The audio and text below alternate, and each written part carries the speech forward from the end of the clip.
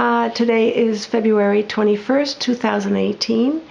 We are in the home of Rabbi Ed Feld in Northampton, Massachusetts. I'd like to begin by just asking, can you tell us how and why you got to Northampton? In 1996, I was a rabbi in New York at the Society for the Advancement of Judaism, and I had had enough of living in New York. I had been a Hillel director at Princeton for 19 years.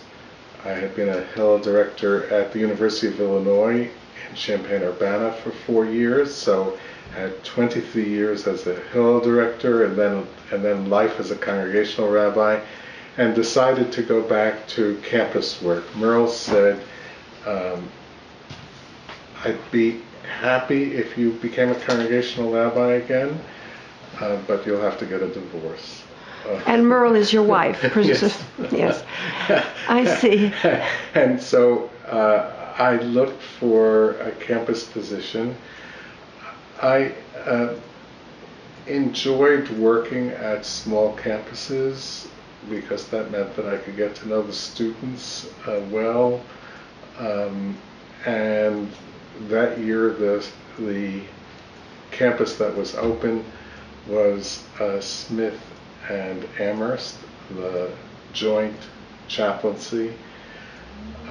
I had known Yechiel Lander through Hillel, and Yechiel had always spoken well of this position and of life here in the Valley.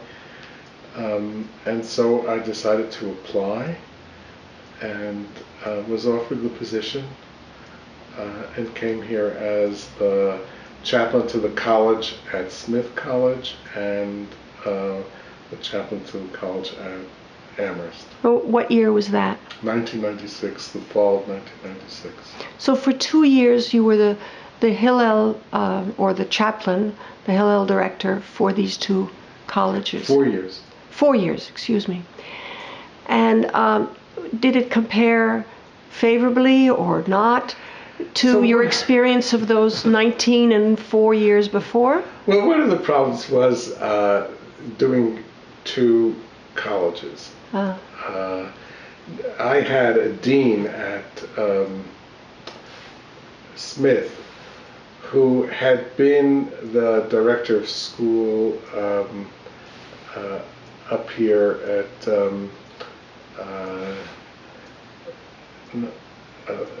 one of the two schools at the women's school and the men's school at just at Northfield, Mount Hermon. That's right, Northfield, Mount Hermon.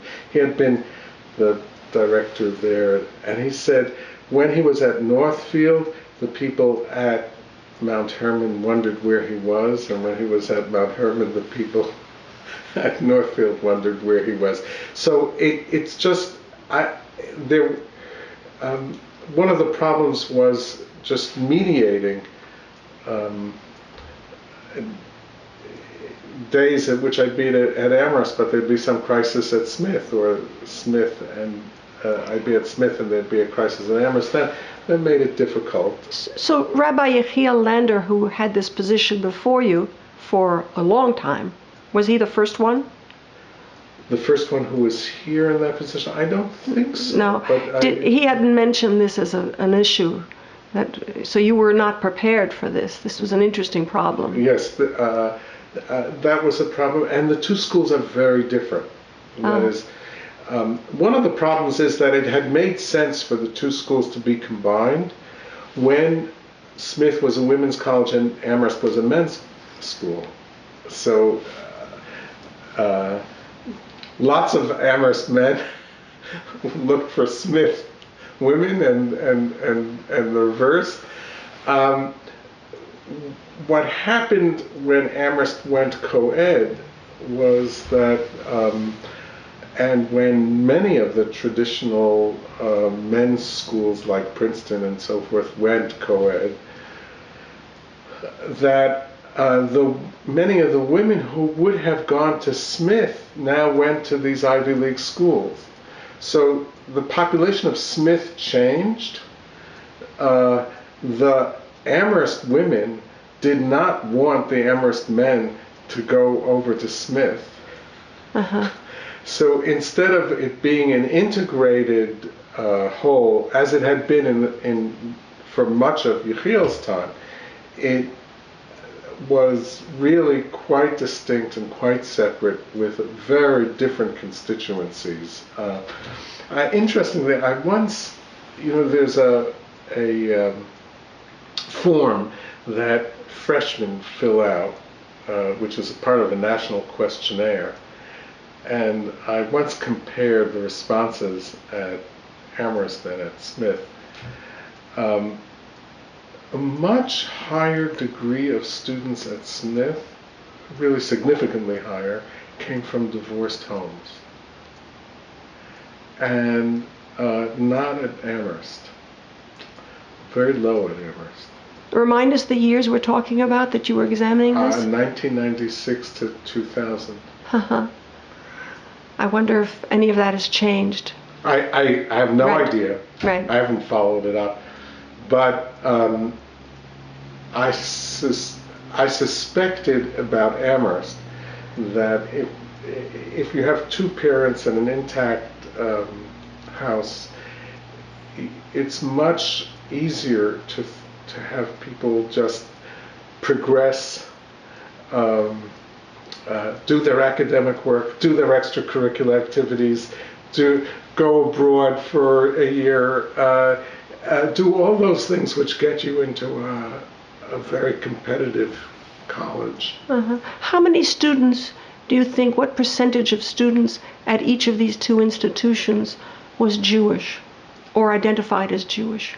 So again, at Amherst, I think it was 10%. At Smith, it was 8%, I think. Uh-huh. What was interesting at Smith, going through through these forms and people who checked off Jewish, and they're also asked about their parents.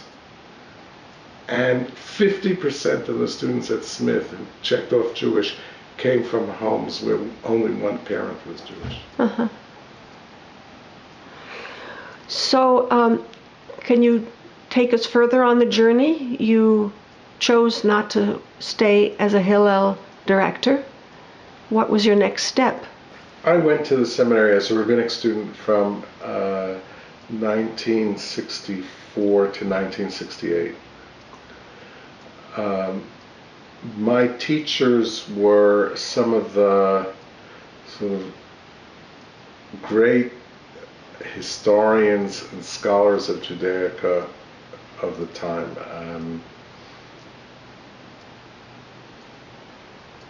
And I was grateful for learning a method of approaching Jewish texts. I also spent a year in Israel as part of that education, and again, I studied with some really notable figures. Would you like to give us some of their names? Yaakov Katz, who was a famous sociologist,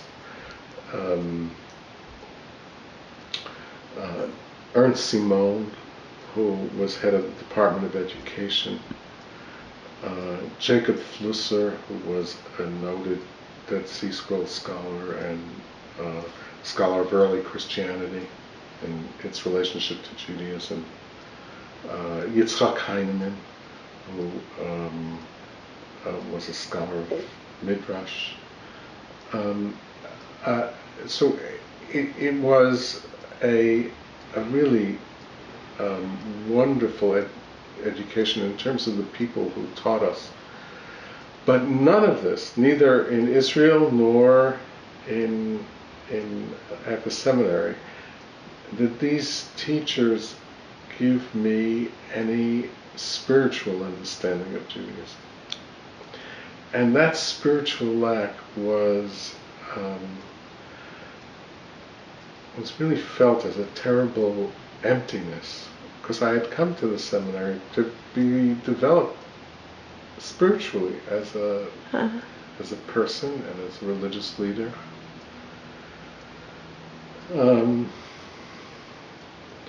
I explored things on my own. What years were you a student there? 1964 to 1968. I was in Israel 1966 to 1967. I was in Israel during the Six-Day War. And as only a chutzpahdik kid could do, I sent home a telegram. At those years, one did things by telegram. And to my parents, as the tensions broke out, my fate is with my people. I'm glad I wasn't the parent receiving that telegram. Thankfully, Western Union was on strike and they didn't get it till 3 weeks after the war.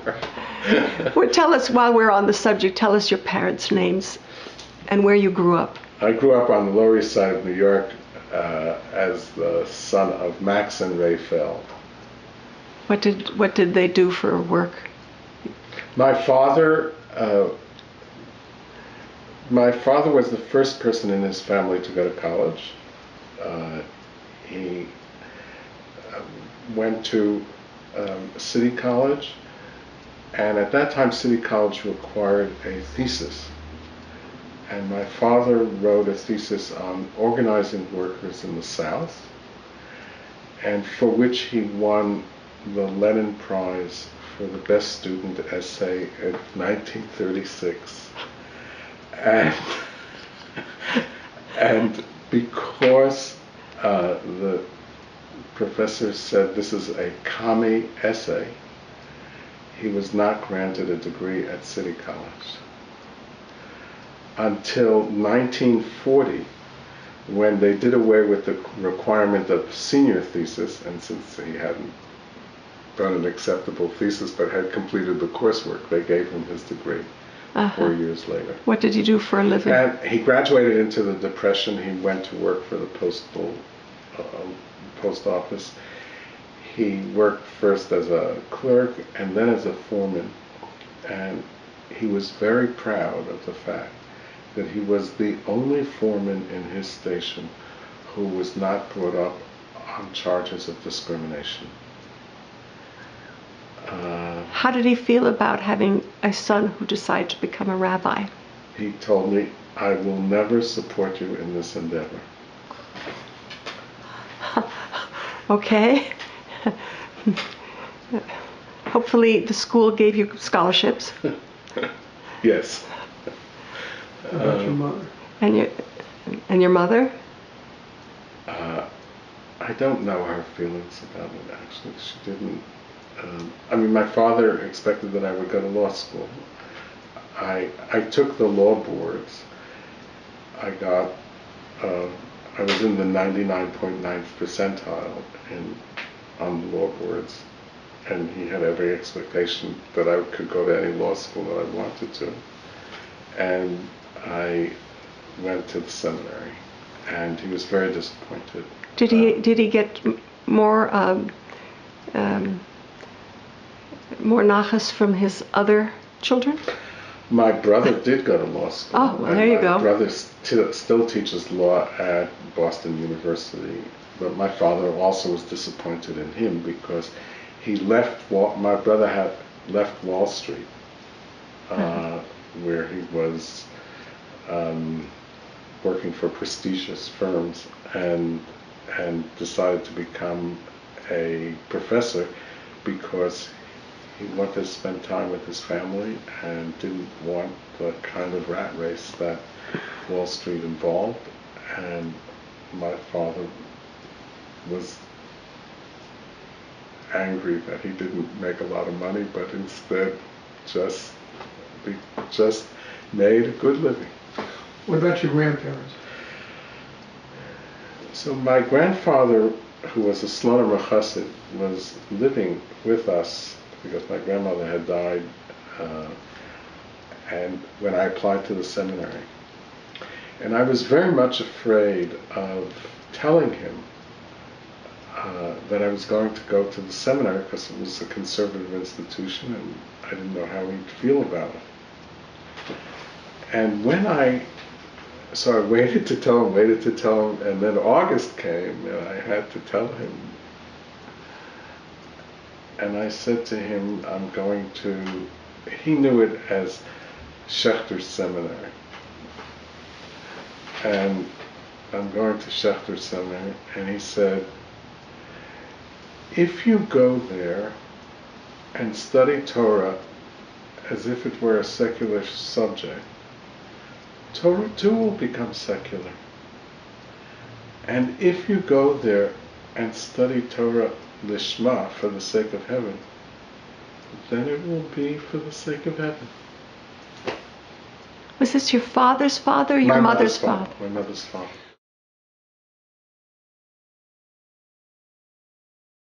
There were two aspects of the Chavra that were especially significant, and they were motifs that I had brought with me, but they got developed there in a way which was quite profound. One was community, and what emerged was the way Judaism comes alive in community.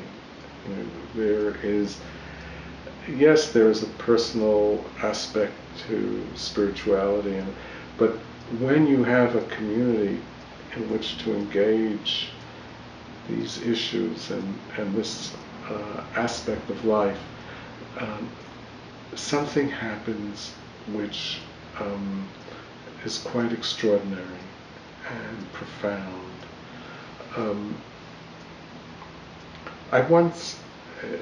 There was a visiting Zen Buddhist monk at Princeton who was an important Zen teacher. And I once asked him, do you meditate more profoundly alone or with a group? And he said, of course with a group. So what's fascinating is that even meditation, which seemingly is this lone activity, which is this activity of just going into yourself, is different when you have the energy of those around you. And that's what happened in the Chavra. There was this community. The other is of an academic learning that doesn't remain purely academic, but always asks the question, what does this mean? And what does this mean for us? How do we integrate this learning? What are our feelings about these texts? What can teach us, and what do we reject? To really engage the texts in a very personal way, without giving up the academic side, was the special approach of people in the Chavra. And everybody who came through the Chavra was affected very deeply, and it's very interesting that some of the great leaders of this generation are the people who came through the Chavra. You mentioned Art Green. Art Green, for one, who are clearly very important. Michael Fishbane, a great Bible scholar. Michael and Sharon Strassfeld.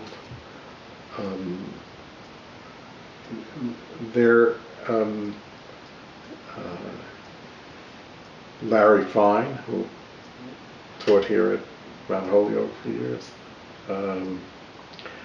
So many different people who, all of whom would say that they were profoundly affected by the kind of community and learning that we had in the Chavra. How long were you participating in this Chavra? I was in the Chavra for a year, the year after I graduated, and then I became the Hillel director at the University of Illinois the year after. So how was a new young rabbi earning his living during that year? I taught Hebrew school.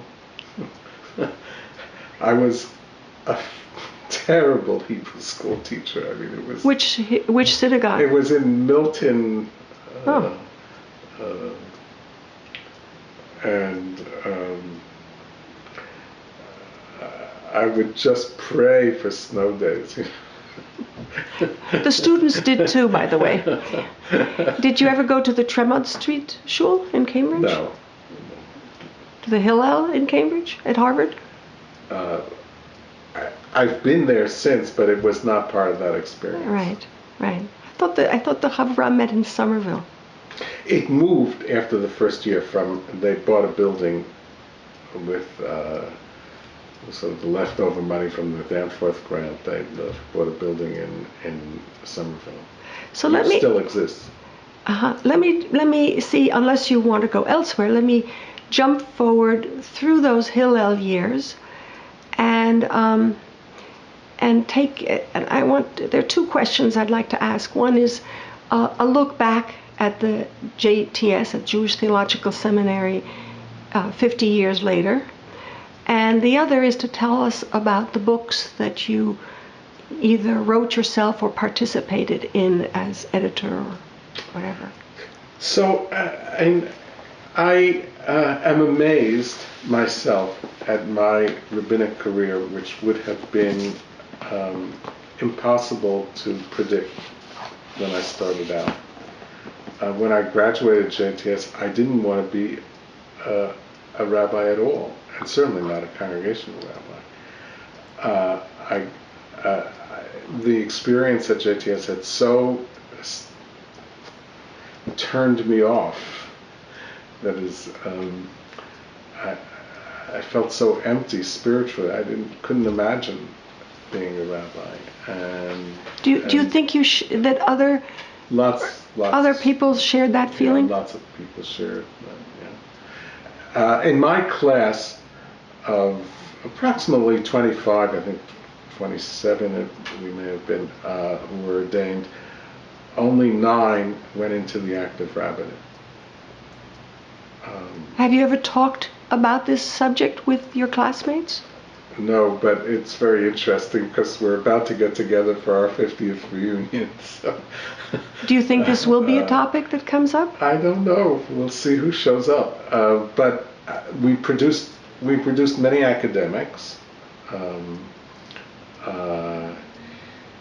Steve Geller, who's an important Bible scholar.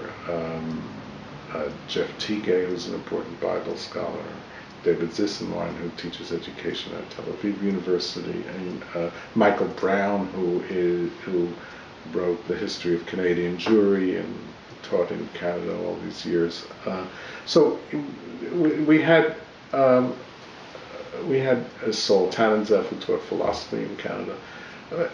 We produced a lot of academics, but not that many active active congregational or rabbis in the field. I consider myself one of the 9 who were active, but I didn't. It was the Havra experience that impelled me into Hillel work. I thought, I can replicate this on campus and help bring the message of what it is like to live a Jewish life in community to the campus. The most important influence on me in terms of theology was Martin Buber, and it was about personal relationships and having personal relationships on campus. So that was all there in terms of my campus work. I had never thought of becoming a congregational rabbi, and then doing that in New York, really I grew tremendously. So when we were ready to print the Mahzor, the executive director said to me, look, we've just had the recession of 2008, people are not going to buy this. And she said, we'll sell 10,000 copies if we're lucky. And I said, 10,000? Well, I bet you $1,000 that we'll sell 20,000. And and she didn't take me up on it. But as the pre-publication orders came in, we upped the publication from 40,000 the first printing to 80,000 to 120,000. Tell me what is special about this. It is. First of all, we did a new translation, a gender-neutral translation in contemporary English that is poetic, and is literal and poetic. And I think people have really been taken with the fact that we don't use what I would call Baroque English. Baroque English being a kind of Siddur English that you find only in translations of Jewish books, but you would never use in ordinary language. The other is that it has a running commentary. It's the first liberal Mahsor with a running commentary. In the margins? In the margins. On the right-hand side, you find a historical, the history of this prayer, the history of why it was here, what it means, what is the context for this prayer. And then on the left-hand side, you find alternatives, kavanot, things that are in dialogue with the prayer, help you think about the issues of the prayer. Sometimes things that disagree with the prayer are an argument with the prayer.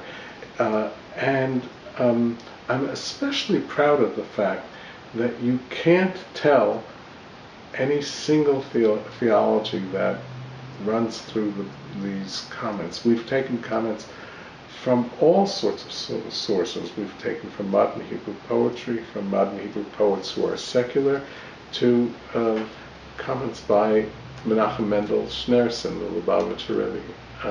So it's and the design is quite extraordinary. It's a really beautiful book in two colors.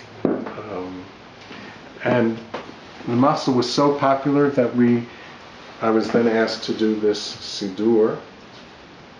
The Siddur is a Siddur for Shabbat and Yom Tov, for Sabbath and festivals.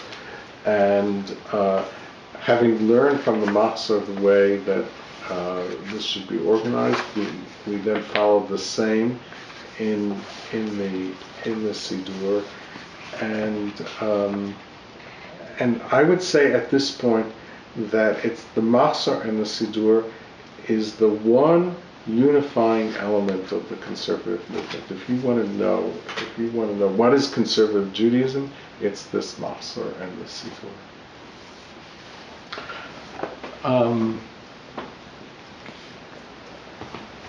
My first book was The Spirit of Renewal, Crisis and Response in Jewish Life. And I go through a whole series of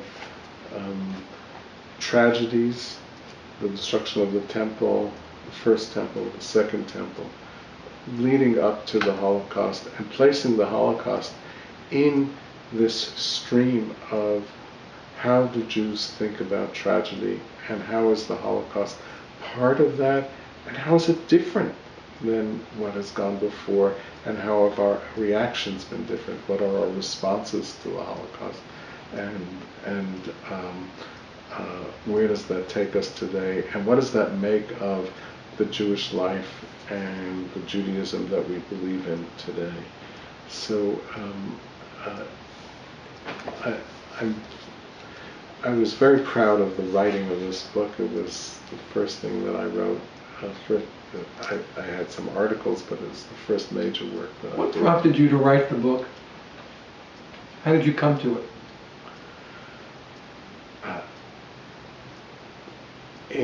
My writing is my own struggle,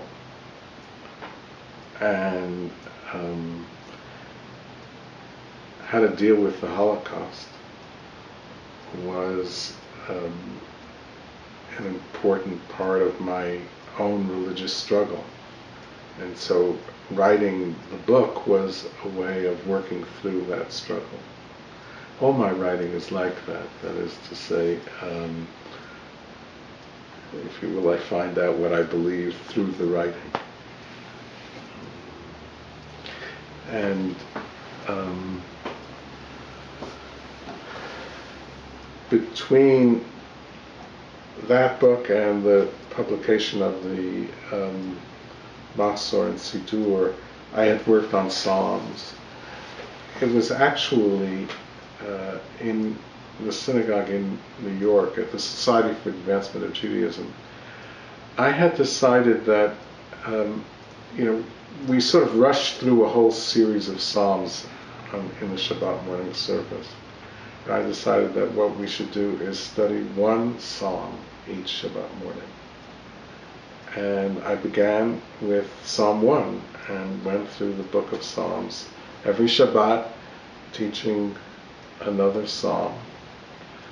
And in doing that, I thought I developed a method that is frequently when people pray, they're struck by a sentence or a phrase or a word, and they concentrate on that. But I felt that Psalms are a literature, and there's a whole here. And the Psalm as a whole is a narrative. And there's a beginning, a middle, and an end. And there's a story being told, and there's a development. So that to take the time to look at a Psalm as a whole, what is this Psalm saying, and how are you different at the end than at the beginning, was something that I could contribute in the study of Psalms, and wrote this book, Joy, Despair, and Hope. Tell us about the title. Well, one of the aspects of Psalms is that it deals with a variety of emotions. You can turn to some Psalms and they're totally celebratory. There are other Psalms which concentrate on, I was sick, and where were you? I called upon you and you didn't answer, or I called upon you and you answered. And so there is joy, there is despair, where are you? And that voice. Peter Berger, sociologist, makes the claim that the Book of Psalms is the first time in the history of literature that we have the voice of every man. So are you suggesting that King David was a stand-in for every man? Or is that just a convenience to call it the Psalms of David? 50% of Psalms, more than 50%, have a personal I. I was sick,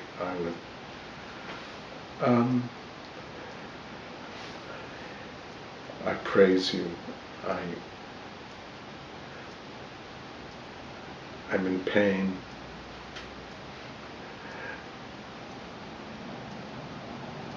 That I is an I of every man. It was the Middle Ages that couldn't believe that the Bible was just about every man, but it must be about heroes, that then ascribed, Rashi then says, oh, this was written by David when he was in this trouble, or when he but as my teacher Nachum Sarna taught, when it says a Psalm of David, the Lamed in the Hebrew does not necessarily mean that he wrote it. It can mean a psalm dedicated to David. It can mean a psalm in the Davidic style. It can mean a psalm in the Davidic archives. And it is improbable that David wrote these psalms. Certainly, if we sat by the waters of Babylon and hung up our harps and couldn't sing, David did not write that. That's a good conclusive way of ending that topic. Did you cover the 50 years of transformation of the seminary that you've seen in your career? How would you characterize Jewish life today, if you don't mind? From the time you started to today, this whole span, you've seen so much go on.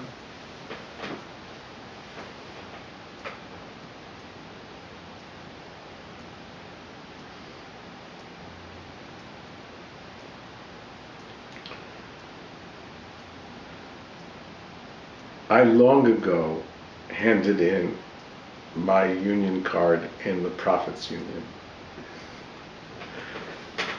I have no idea of where Jewish life is going and what the next generation will look like, or even in many situations what's appropriate for the next generation.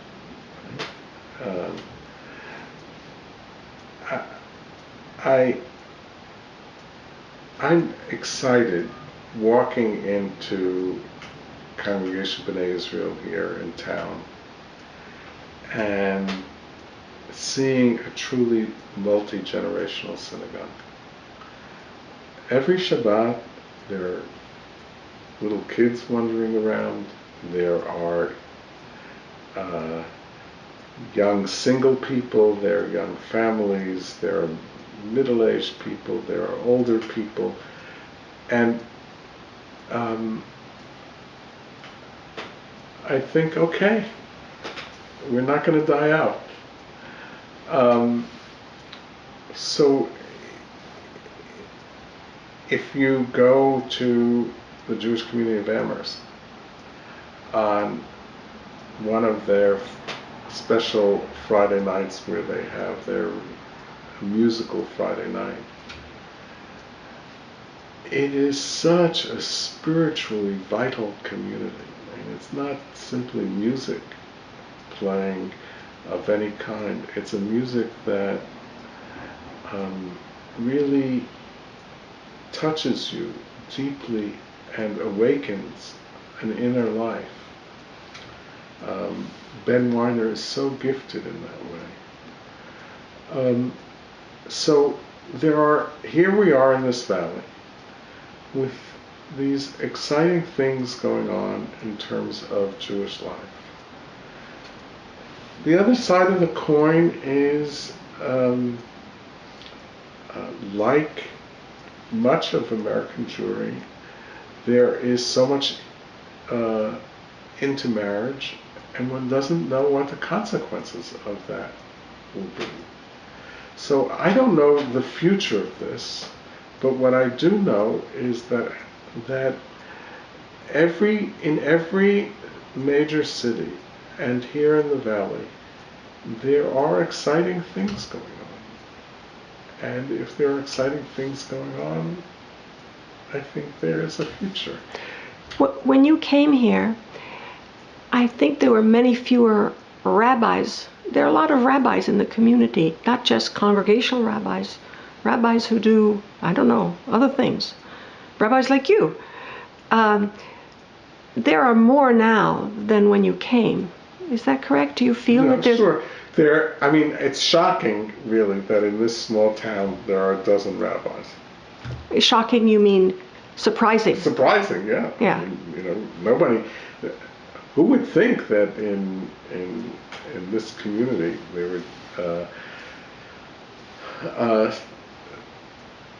So first of all, I think one of the things that has to be credited is building of the Lambda Grinspoon Day School here, because that has, I think, attracted a lot of people. It's attracted people to come to this community. It's attracted those rabbis, many of those rabbis, to be willing to be here as their children can be educated in the day school. I think that it's been a growing and vital community, and it's lovely that these rabbis have settled here. As a senior rabbi now, do you find that the rabbis in the community check in with each other?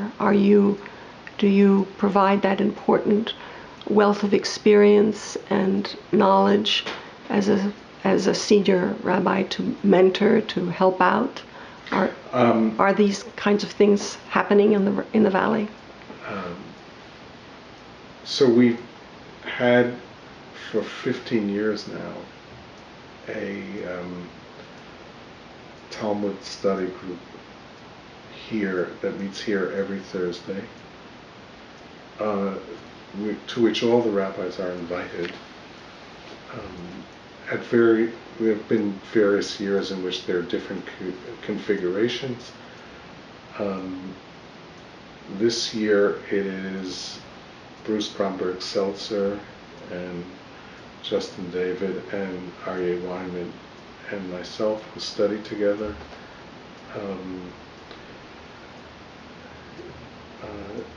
And that's been, I think, really lovely, because not only can we study the text together, but we can talk about Jewish issues in general, rabbinic issues, and share with one another. Do you want to speak about your newest venture? I think you call it Derech. So first of all, I'm currently writing a new book.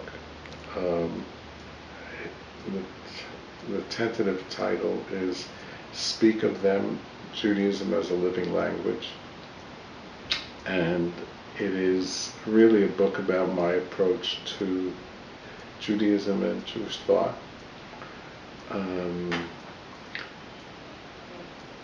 I work on it every morning, and it's my major project. Additionally, Merle and I have started a new non-for-profit called Derech, which is a vehicle for us to be able to expand our teaching. And we hope to do courses online, to work with rabbis across the United States for integrating textual study and their personal rabbinic issues. Is there a grand opening date for this? It's a soft opening. A soft opening, yes. We've now incorporated. We're about to get our 501c3 status. We are working right now on a web page. Tentatively, our program, the first program we'll unveil, is called Elul, and it will be a reflection for the high holidays for rabbis to deal with personal issues that they want to raise in terms of the themes of the high holidays. Thank you.